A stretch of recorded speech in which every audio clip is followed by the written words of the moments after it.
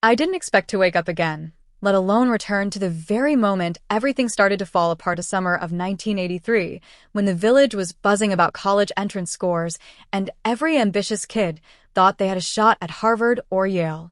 Okay, not exactly those, but our version of it: Tsinghua and Peking University, the dream schools. In my past life, everyone had done surprisingly well on the exams, and hopes were sky high. But then Vanessa Collins, the so-called village sweetheart with her fair skin, city accent, and constant fake smile, gathered the group and dropped the bomb. Let's all apply to the Sino-Foreign Joint Program. For just $3,000, we get full scholarships and a free ride abroad. She made it sound like a golden ticket to the American dream, and somehow, everyone believed her. Everyone except me. I tried so hard back then. I begged, argued, even dragged the village party secretary into it, trying to stop them from getting played. But they didn't listen. And the worst part? When the admission letters came down, they all got into top universities except Vanessa. She failed. And she couldn't stand it. So, on the day I was packing to leave for campus, heart full of excitement, suitcase in hand, she ambushed me. I was kidnapped, stripped of dignity, tossed to the streets, and left to rot among beggars like I was nothing. That humiliation never left me. I died from it. And my fiancé, Ethan Carter, the man I trusted, he not only covered it up, but spread rumors that I had run away, that I was some cheap woman who couldn't handle failure. He let Vanessa take my place and go to Tsinghua in my name. When the news of my shameful death reached my parents, they were so devastated, they slammed their heads into the pillar in our living room and died on the spot. That was the end of me, so I thought. Now I'm back. Right here, right now, when Vanessa is once again pushing her fake school scheme with that manipulative smile on her lips and dollar signs in her eyes. And there's Ethan, yelling at me like it's all my fault. You're just jealous that Vanessa's from the city, he snapped, eyes burning with selfish ambition. I want to go abroad.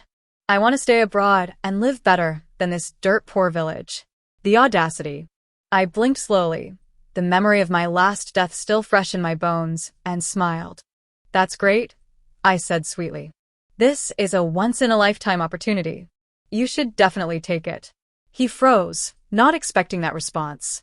Vanessa narrowed her eyes, lips twitching. Claire, I get that you don't like me, but this is about everyone's future, she said with fake concern, acting like she was Mother Teresa. Don't ruin it for everyone just because you're bitter. Future? What future? That school she was promoting wasn't a real university. I knew it because I had looked into it last time. It had no accreditation, no credentials, just a flashy name and a pipeline to a financial black hole. You're talking about that joint program? I asked, trying to sound clueless. Isn't that just a scam? I hadn't even finished my sentence before the other village kids exploded in anger. Claire, stop being so toxic, one of them shouted. Why do you always have to make Vanessa look bad? Another chimed in, yeah, just because you're not going doesn't mean we can't. It's approved by the Education Bureau. Are you saying we're all stupid? I let their outrage wash over me, let their blind loyalty to Vanessa twist reality again. It was just like before. Same words, same ignorance, same arrogance. Back then, I stayed up all night changing their application forms to save them. Now, they didn't deserve my effort. You're right, I said with a laugh. It's your choice. I wouldn't dream of interfering. Silence hit the group like a slap. Ethan stared at me, confused. You really mean that? He asked cautiously. You're not going to meddle? Of course not, I said. I mean, with benefits like that, why wouldn't you all want to go? He dragged me aside and hissed, What game are you playing, Claire? I pulled my arm away. I'm not playing anything. Do whatever you want. But the others weren't convinced. Don't listen to her, someone muttered. She's pretending to agree, so she can sabotage us later. My heart clenched a little, remembering how I once had done exactly that, changed their forms to save them. But not this time. Sure, I said breezily. Go for it.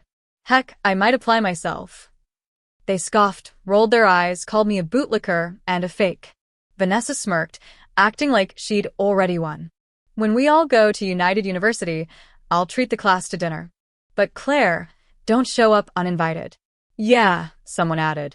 You're not part of us anymore. Right then, mister. Bennett, the village party's secretary, walked past and overheard them. His face darkened. "What nonsense are you talking about?" he asked sharply. "You all have the scores for Harvard and Yale. Why would you apply to some unknown joint program?" Ethan scrambled to cover. "Oh, we were just joking, Mr. Bennett. Of course we're applying to the top schools. It's been our dream all along." Everyone nodded in sync, scared of getting caught. Mr. Bennett gave them a hard stare. "Claire, is that true?" I forced a smile. "Yes, sir. That's what they said." He nodded slowly and left. The second he was out of sight, they turned on me like wolves. I was shoved to the ground, knees scraping raw. Fists, kicks, insults, they rained down like a storm. "You told him, didn't you?" someone screamed. "You pretended to agree, but you stabbed us in the back." "Liar. Hypocrite." I could barely breathe. "I didn't," I gasped, face pressed into dirt. "I didn't say anything to him," Vanessa fake sobbed. "Claire, we all know you're close with Mr. Bennett. Why would you do this to us?" Pain exploded in my side as someone kicked me. Ethan stood back, arms crossed, face filled with disgust. "You're not worthy of being my fiancé," he said coldly. "The engagement is off." The crowd cheered like that was some great victory. Vanessa batted her lashes at him, and he smiled back like they hadn't just ruined someone's life. Then he looked at me with contempt. "You owe Vanessa an apology. Give her the jade pendant your mom left you." I stared at him, stunned. That heirloom was all I had left. "No," I whispered. Ethan slapped me across the face. "Ungrateful," he snapped. "Get on your knees." And then they came for me again, slapping, cursing, laughing. I bled into the dirt and didn't even fight back. I just stared at the sky, wondering how much longer until this nightmare ended. Eventually, someone yelled, "Let's go fill out our applications." The crowd scattered, high on delusions. Vanessa flipped her hair and smiled like a queen. "My dad's the director of the Education Bureau. Trust me, this school is legit." I wanted to laugh. That was her lie last time, too. I watched them walk away, full of confidence, convinced they were heading toward greatness. I picked myself up off the ground, fingers trembling, and filled out my own application the right way. This time I wouldn't stop them.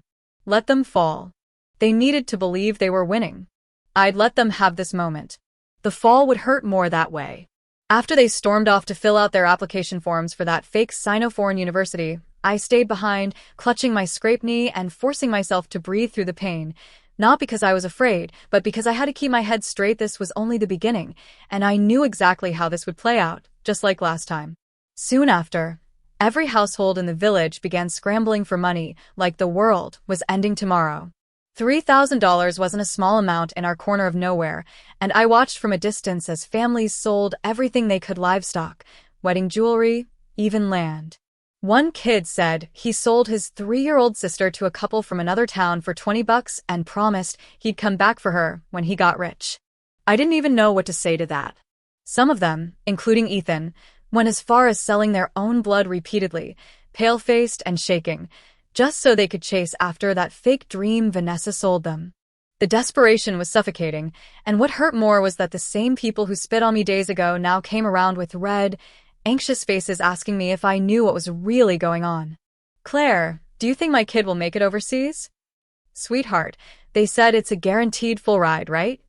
I always kept my face calm and my answers vague. What was I supposed to say?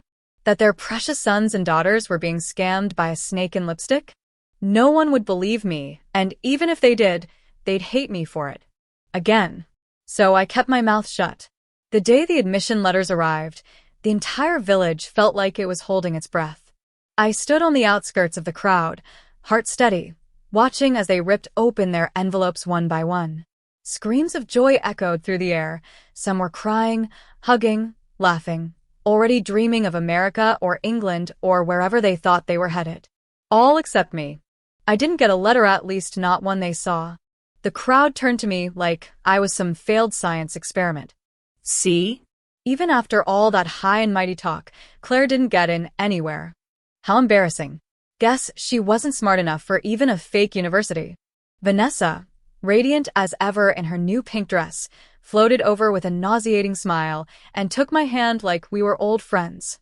Claire, since you didn't get in, I have a proposal, she said sweetly. My dad might be able to pull some strings, just maybe if you have 10 grand. He might get you in through a side door. I ripped my hand away, like she was made of acid. $10,000? I would rather eat dirt. No thanks, I said coldly. Vanessa's eyes widened dramatically as she stumbled back into Ethan's arms, pretending I'd shoved her. How Yen, she doesn't want my help, she whined. Ethan scowled at me like I'd just kicked a puppy. Claire, seriously? Sue Fong was just being generous and you humiliate her like this. She's just too arrogant, one of the girls muttered. People like her don't deserve second chances. Before I could clap back, a black sedan rolled into the village, its polished surface gleaming under the sun. The entire crowd gasped. It's here, someone shouted. The school sent a car to pick us up. They're taking us abroad. It's real. The car stopped right in front of me. Not Vanessa. Not Ethan. Me. A sharply dressed man stepped out, shoes clicking on the dirt road, holding a briefcase. Excuse me, who is Claire Bennett? He asked. Murmurs started. Ethan smirked confidently. That's her. She's not with us. You can probably take her rejection notice and go. The man walked past him without even blinking. He looked at me, smiled, and opened the briefcase. Miss Bennett, congratulations, he said. Here are your official acceptance letters from Harvard and Yale. The crowd went dead silent. Vanessa's jaw dropped. Ethan's eyes nearly popped out of his skull.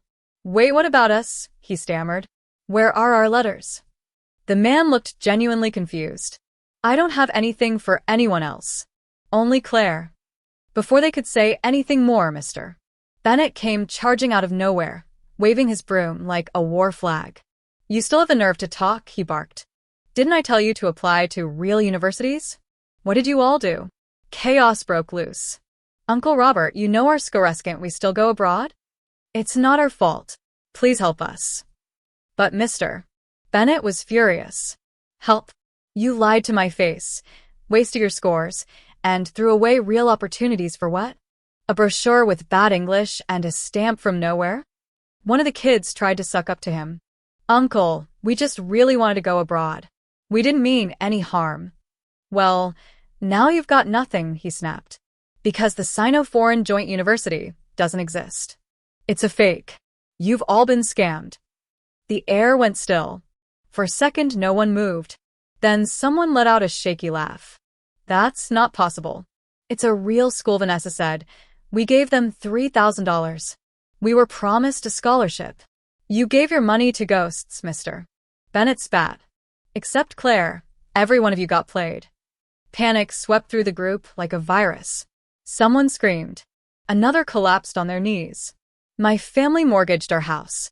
I sold my blood. My sister's gone. We gave her away for money, Mr. Bennett shook his head in disbelief. You told me you were applying to Harvard and Yale. And this is what you do behind my back. The crowd was falling apart, sobbing, shouting, blaming everyone but themselves. And then Vanessa, ever the snake, pointed right at me and screamed. It's her. Claire did this. She led us into this mess. I didn't even react at first. I thought, no way. She wouldn't dare. But then the others picked up the chant. Yeah, she tricked us.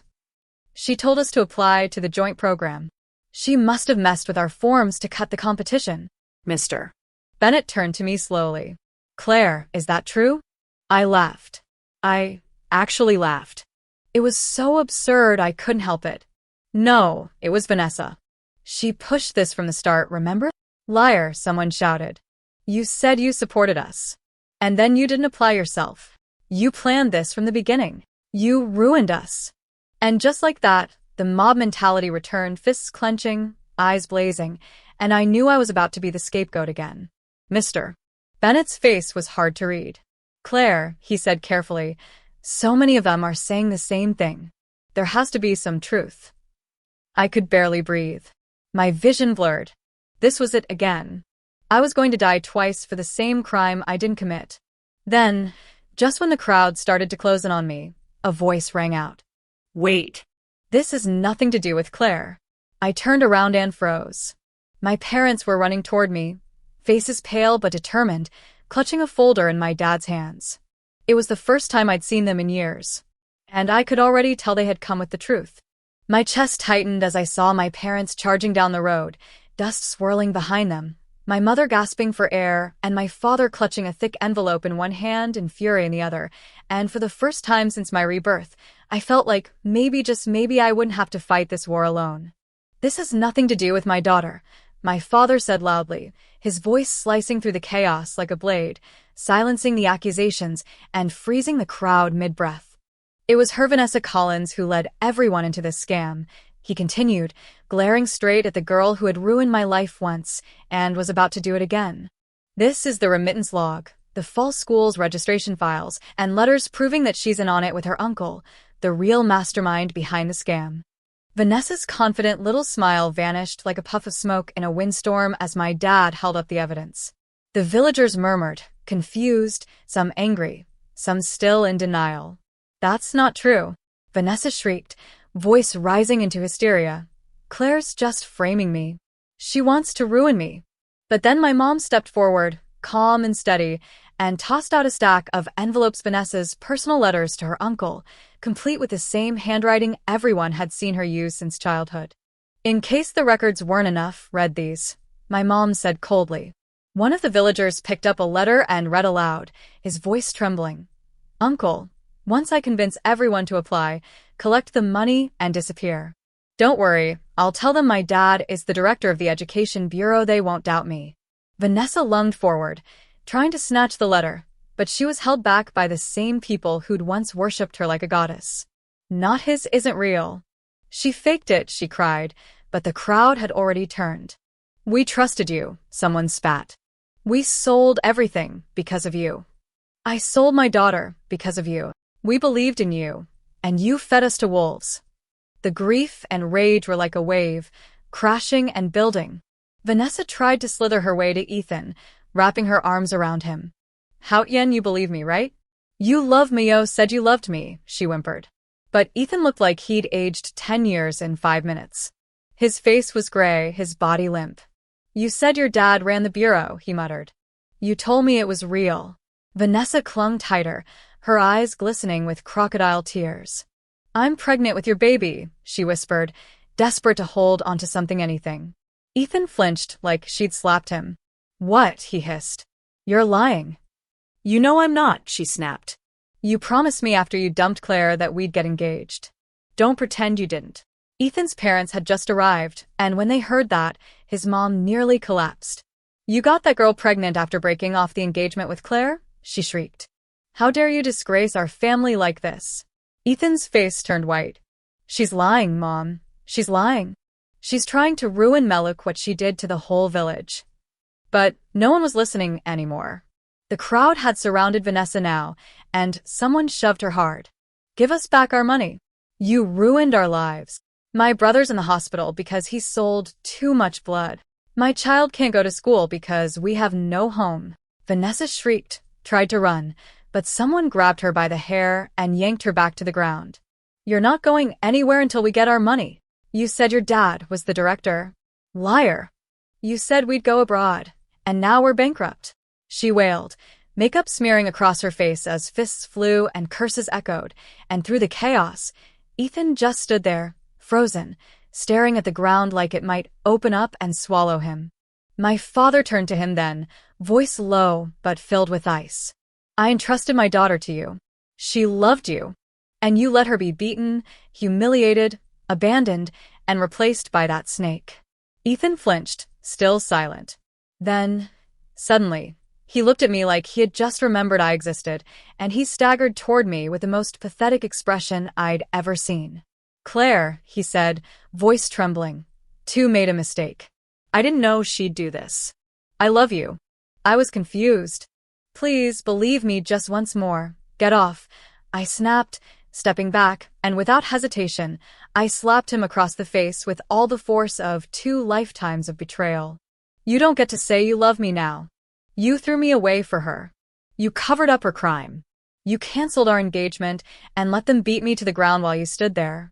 He looked stunned, holding his cheek like it was his soul I'd hit. "Claire, we're done, Ethan," I said coldly. "We've been done. I'd rather rot than have anything to do with you again. The villagers stepped between us, pushing him back as they turned their attention to the only thing that mattered, now recovering their money, their futures, their dignity. Mr. Bennett, someone pleaded. Can you help us? We mortgaged our land. We're in debt. We have nothing left.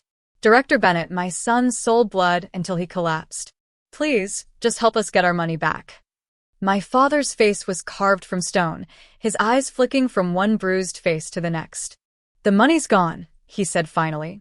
Her uncle moved it overseas weeks ago. It was a clean sweep. There's nothing to recover. And just like that, hope vanished. A woman screamed and dropped to her knees. Another started sobbing into her husband's chest. One man collapsed completely. We're ruined, someone whispered. We're really ruined. Vanessa, still bleeding and bruised, tried to crawl away in the chaos, but someone broke her leg with a stick. You think you can run? You're gonna pay for every cent. She was dragged back, begging, pleading, her voice hoarse, but no one cared anymore. My uncle took the money. It wasn't me, she wailed. I didn't keep a dime. Then tell your uncle to bring it back, someone screamed. Or we'll take it out of you instead. Her screams blended into the rising storm of rage and despair, and somewhere in the middle of it all, I turned to my parents, took their hands, and said softly, Let's go home. I'm done here. My father nodded, and my mother wiped a tear from my cheek with trembling fingers. As we walked away, the villagers continued to scream and cry and demand, but I didn't look back. There was nothing left for me in that village anymore, only blood, lies, and the broken remnants of people who once thought they were better than me. Part 4 would come soon enough, and with it, the final collapse of every illusion they ever held. We left the square behind us with the wails of the villagers and the violent sobs of Vanessa Collins echoing in the distance like some twisted opera, and for the first time since I returned to this life, I didn't feel like prey, I felt like justice. But deep down, I knew this wasn't over. Not until the truth scorched every last lie she built. The minute we stepped into the village meeting hall, the Education Bureau officials were already waiting, called in by my father the moment he saw the extent of the fraud. Vanessa's uncle had fled the province 2 days earlier, the remittance trail vanishing into international bank accounts, but what he left behind was a disaster of epic proportions. And the paper trail? Oh, it sang like a choir. Contracts in Vanessa's handwriting, fake admission slips, letters with her full signature, and matching ink-stained envelopes sent directly to her uncle's office. My mother placed the stack of evidence on the center table like she was laying down a royal flush, and even the most skeptical officials couldn't deny what they saw. Meanwhile, Vanessa, bruised and disheveled, was dragged in by angry villagers who had just enough restraint not to finish what they started. Her leg was already broken, her clothes torn, and that perfect face of hers? Unrecognizable beneath blood, dirt, and smeared mascara. I didn't mean for this to happen, she sobbed, clutching her stomach like it was supposed to earn her sympathy. You have to believe May was trying to help us all, but no one was moved, not after hearing the letters read aloud again, every word dripping with manipulation and greed. They'll believe anything I say, she'd written. Just keep the story straight, and we'll be gone before they even realize it's fake. One by one, the villagers who had worshipped her turned against her, faces twisted with betrayal and rage. We treated you like a daughter, one woman shouted. My son called you big sister. We sold our family home because we believed in you. A man stormed forward, waving his cane. You said your dad worked for the Bureau. How dare you drag his name through the mud? Vanessa collapsed to the ground, screaming. But I'm pregnant. I'm carrying Ethan's child, but that only made it worse. Ethan, who'd been lurking in the back like a ghost, snapped to attention, eyes filled with shock and confusion before it all turned into rage. You told me it was Claire's fault, he said slowly, stepping forward with clenched fists. You said she was the liar. Vanessa grabbed at his arm desperately. You said you loved me, said you'd marry me if I helped you get rid of her, but Ethan yanked his arm away like her touch burned. You tricked me. You ruined my life. You made me turn against the only person who ever cared about me. Don't do this to me, Ethan, she sobbed. You said we'd be together forever? I said a lot of things, he hissed, voice sharp with bitterness, but I was stupid. And now I'm broke, disgraced, and kicked out of every school I dreamed of because I believed in you." His hand shot out, not in violence, but to drop her hand coldly, deliberately. "We're done. You're nothing to me." "You said I was carrying your baby," she shouted. "Then raise it yourself," Ethan snapped. "Because I want nothing to do with you." And just like that, the final pillar of her little castle collapsed. Vanessa screamed and clawed at the floor as officials hauled her away, still trying to plead innocence, still blaming everyone but herself, and the rest of us just watched in silence. Ethan's parents didn't even speak. His mom looked like she aged 10 years in 10 minutes, and his dad stared off into the distance like he was mourning the death of his son's entire future. When the arrest papers were signed and Vanessa's uncle was declared a fugitive, the officials asked if any of the villagers wanted to press formal charges, and the room exploded. "Yes, I want every penny back. She stole my son's health. She stole my daughter's dreams." I stood by the door, arms crossed, watching the mob come undone, and knew deep in my bones that this time, she wasn't escaping. They dragged her outside, cuffed and crying, her screams echoing through the alleyways like a haunted warning, and I felt no sympathy. Not an ounce. She built her empire on broken backs and bled every dream dry just to play the queen. And now? She was just a name in a fraud case and a face behind prison bars. Ethan tried once more to look at me, to meet my eyes, but I didn't give him that satisfaction. I turned to my parents, finally letting the weight of it all fall into my shoulders, and whispered, "Let's go home."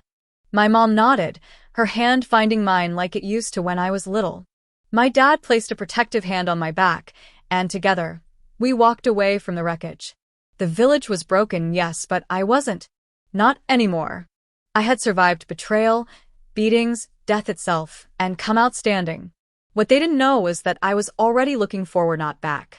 Part 5 was coming, and with it, everything they said I would never have. After everything, after the screaming, the arrests, the betrayal, there was this strange, fragile stillness that settled over the village like dust after a storm, and in that silence, people began to realize that the damage Vanessa left behind wasn't just about money.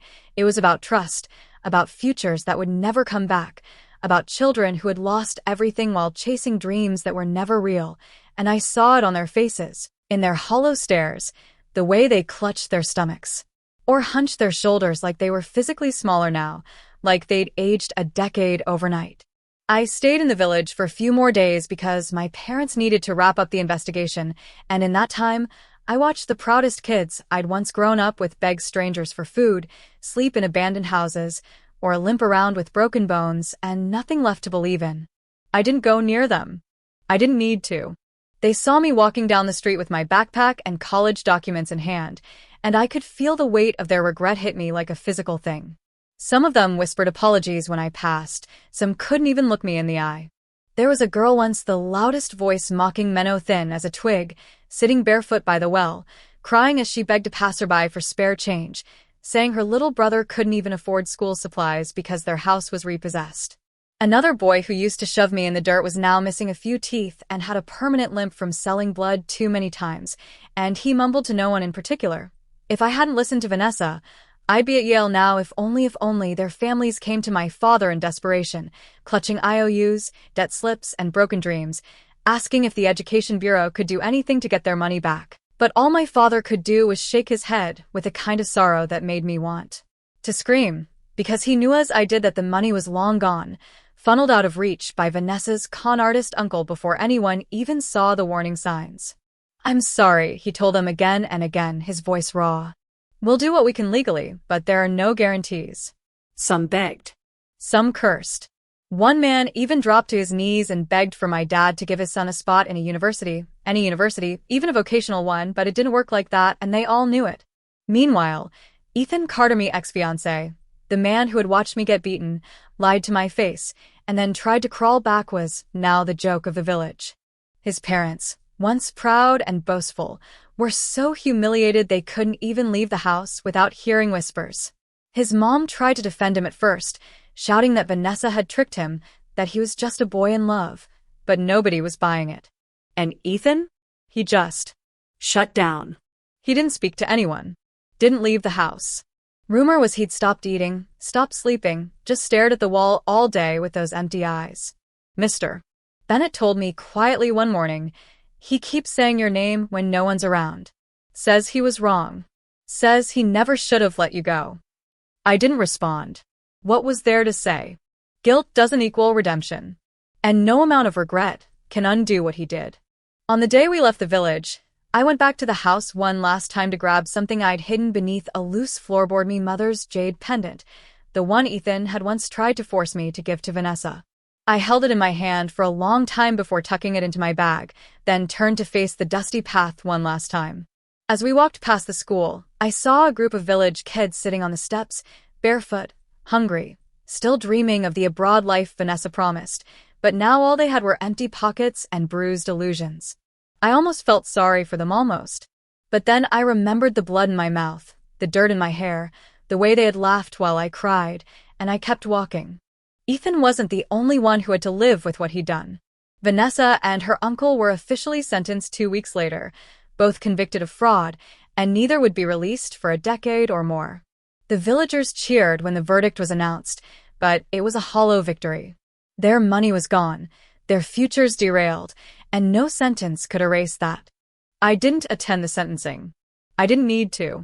Justice had been served, and I had better places to be. Back home in the city, my parents tried their best to fill the emotional gaps left by everything I'd endured. My mom bought me a new set of clothes for school, Dad gave me a new watch and said, "It's time you stop looking back," and that moment sitting at our kitchen table, eating real food, hearing my dad laugh for the first time in years, I knew I was free. 2 months later, I was officially enrolled at Harvard and Yale dual admissions, 2 separate offers, both real, both earned. I chose Yale. I liked the way it sounded. Clean, final, distant. I walked onto that campus with my head high, not because I needed to prove anything anymore, but because I already had. The girl they buried had risen, stronger, sharper, unstoppable. I never returned to that village, but I heard things through the grapevine. That's part 6. And believe Mike gets even more poetic.